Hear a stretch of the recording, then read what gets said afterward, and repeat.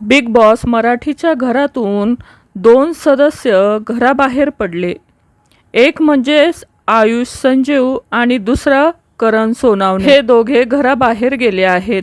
घरी येताच आयुषच्या मित्रांनी आयुषचं जंगी स्वागत केलं आहे. यावेळी आयुषला भेटण्यासाठी बिग बॉसच्या घरातील सदस्य ओमकार राऊत हा देखील तिथे आला होता.